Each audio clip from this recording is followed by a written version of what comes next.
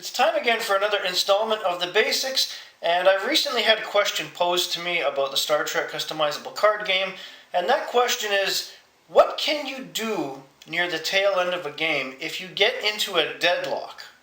And I'm talking about in terms of you're tied with the same number of points, but you're running out of cards and your spaceline movements are almost down to nothing. Well, I'm going to show you, so let's get right into this. One thing I'd like to say before I go anywhere with this is that it's extremely implausible in the Star Trek card game to have this happen, especially deep into a game. To have a deadlock at, say, 85 points in a game that's got to the point where you have almost no cards left in your draw deck and only a few left in your hand, and you only have a couple personnel on one ship on either side of the spaceline, is almost unheard of. And I've played this game long enough to know that. But unfortunately, if you do get into a deadlock this far into a game, and it has happened to me at least once, there's not much you can do, and sometimes it's the most ridiculous solution that can get you out of the game. There's not always a way to win a game in a deadlock when it's this far into being played. That being said, my opponent is the same problem with his Romulan deck. He's got almost no cards left to draw, practically no personnel, one ship, and only a few cards in his hand, nothing of which can really do much at the moment because his ship is severely damaged. I only have 4 cards. I don't have a lot of choices. I have 3 events and 1 interrupt. Computer crash, which is useless right now.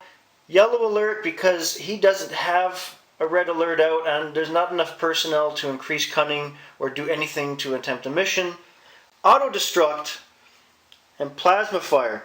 I could play plasma fire, but I don't know if one of his personnel has security or not because I can't see it. I just have the cards out like that for show. Unfortunately, the only option right now is to wait until his turn and play auto destruct.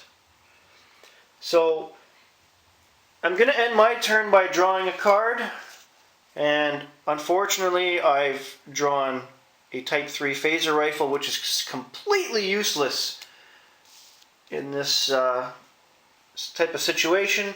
So it's his turn. He's plotting what to play. He's about to play something. I'm going to throw down auto destruct. I've played it on my Enterprise, and once his turn ends, my ship blows up, kills everybody on board my ship. He's at the same space-time location. He's already heavily damaged. He's below halfway on his shields. His ship and his personnel are now destroyed.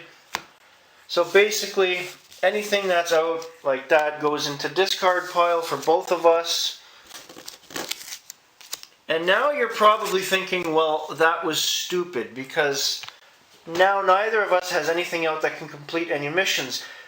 You would be correct, but because neither of us has anything left, the game actually ends in a draw. Now, I believe under tournament rules, an extension game can be played or a secondary game so people can reshuffle their decks and move on from there, and it would institute that other game. In house rules, you can do pretty much whatever you want. But as a rule of thumb, when I used to play house rules, we would reshuffle the decks and just keep going. Now, I know I'm going to take some heat for this one because everybody is going to probably think that there might have been more that either of us could have done to maybe eke out some points. But as I said before, to get to that stage to begin with is completely implausible, and it rarely happens. It's only happened to me once, and it wasn't even in a tournament. It was in a house rules play.